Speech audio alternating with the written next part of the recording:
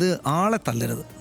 അതിപ്പോൾ നമ്മളൊരു ഇദ്ദേഹം നാട്ടുകാർക്ക് അറിയാവുന്ന ഒരാളാണല്ലോ. നാട്ടുകാർക്ക് അറിയാവുന്ന ആളായതുകൊണ്ട് മാത്രമല്ല, മനുഷ്യരെ തല്ലരുത്, മർദ്ദിക്കാനോ മറ്റ് ഹിംസാകരമായിട്ടുള്ള കാര്യങ്ങളിലേക്കോ പോകരുത് എന്നത് ഇതിൻ്റെ ബേസാണ്. നമ്മൾ അതിൽ നിന്ന് വേണം തുടങ്ങാൻ. ഇതിനകത്ത് എന്താണ്, മാത്യു കൊല്ലപ്പള്ളി, ഞാനത് അദ്ദേഹം തന്നെ ഇട്ടിരിക്കുന്ന വീഡിയോ കണ്ടു. ഇതിപ്പോൾ ആ വീഡിയോ കൊണ്ട് ഒരുപാട് വ്യൂസ് ഉണ്ട്. ആ വീഡിയോ കൊണ്ട് ഇപ്പോൾ ഈ കേസ് ഉണ്ടായതിനു ശേഷം അദ്ദേഹം വീണ്ടും റീപോസ്റ്റ് ചെയ്തിട്ടാണ് കാണുന്നത്.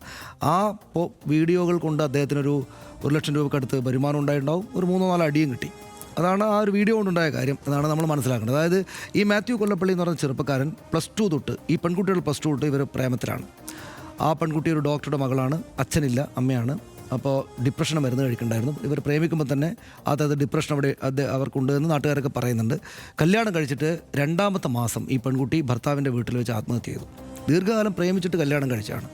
അപ്പോൾ സ്വാഭാവികമായിട്ടും 2 തരത്തിലുള്ള വർത്തമാനം ഉണ്ടാവുമായിരിക്കും, നമുക്കറിയില്ല. പക്ഷേ ഈ വാർത്ത ഈ ഓൺലൈൻ പോർട്ടൽ ഭയങ്കരമായിട്ട് ഇയാളെ ഹിംസിച്ചു. നമ്മളിപ്പോൾ കാണുമ്പോൾ പോലും നമുക്ക് വിഷമം തോന്നും. കാരണം +2 കാലം തൊട്ട് പ്രേമിച്ച ഒരു പെൺകുട്ടി സ്വന്തം വീട്ടിൽ വെച്ച് മരിക്കുകയാണ്. 2ാമത്തെ മാസം കല്യാണം കഴിഞ്ഞിട്ട് ആത്മഹത്യ ചെയ്യുകയാണ്. ഡിപ്രഷനുണ്ട്, പല കാര്യങ്ങളായിട്ടാണ് നമുക്ക് അങ്ങനെ സംഭവിക്കുന്നു. ഇനിയിപ്പോൾ അങ്ങനെ ആരോപണം ഉണ്ടെന്ന് തന്നെ വെക്കുക. പക്ഷേ അത് പോലീസ് പരാതിയായിട്ടോ മറ്റോ വന്നതായിട്ടേ കാണുന്നില്ല.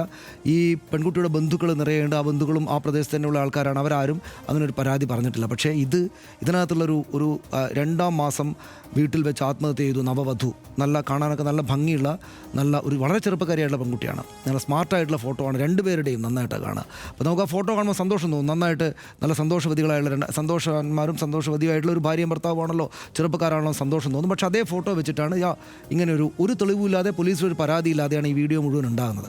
അപ്പോൾ അയാൾക്കുണ്ടാകുന്ന രോഷം ഒരുപക്ഷെ നാട്ടുകാർക്കെല്ലാം മനസ്സിലാകുമായിരിക്കും. അതുകൊണ്ടാണ് ഇന്നിപ്പോൾ CPM-നെതിരെ പറഞ്ഞപ്പോൾ പോലും CPM-ൻ്റെ ഒരു പ്രാദേശിക നേതാവ് ശരത്ത് എന്ന മറ്റേ പേരിൽ ചെറുപ്പക്കാരൻ വന്നിരുന്ന് പറഞ്ഞു.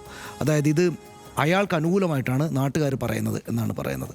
ഈ തല്ലിയത് നന്നായി എന്നാണ്. കാരണം അത്രമാത്രം ഒരാൾ ഇത്രയും കാലം കാത്തു നിന്നിട്ട് ഒരു കല്യാണത്തിൽ വരുന്നതെന്ന് അറിഞ്ഞിട്ട് അങ്ങോട്ടേക്ക് ഒരു വണ്ടി പിടിച്ച് പോയിട്ട് പോലീസും കേസും കൂട്ടവും ആകും, ക്യാമറയിൽ പതിയും എന്നൊക്കെ അറിഞ്ഞിട്ട് ഇയാളെ തല്ലണമെങ്കിൽ എത്രമാത്രം രോഷം അയാൾക്ക് ഉള്ളിൽ അത് ഉണ്ടാക്കിയിട്ടുണ്ടാകുമെന്നാണ് ഈ ചെറുപ്പക്കാരൻ ചോദിക്കുന്നതായിട്ട് ഞാൻ കേട്ടത്. നമ്മളവിടുത്തെ റിപ്പോർട്ടർമാരോടൊക്കെ ചോദിച്ചു നോക്കുമ്പോഴൊക്കെ അവർ തരുന്ന ഒരു സൂചന ഇതാണ്. അതായത് ഇയാൾ തല്ലിയ കാര്യം ഇയാൾ സ്വയം ഏറ്റെടുക്കുകയാണ്, പോലീസിലേക്ക് പോവുകയാണ്, പോലീസിന് നിയമ നടപടികൾക്ക് വഴങ്ങാണ്. ഇന്നിപ്പോൾ ജാമ്യം കിട്ടുമെന്തോ ചെയ്തിട്ടുണ്ട്. തല്ലാൻ പാടില്ല, നിശ്ചയമായിട്ടും തല്ലാൻ പാടില്ല, ഒരാളെ തല്ലാൻ പാടില്ല. പക്ഷേ ഇത് ഈ പറയുന്ന പോലെ പണം മാത്രമല്ല, ഇതിൻ്റെ കൂടെ മർദ്ദനവും വരും എന്ന കാര്യം ആലോചിക്കണം.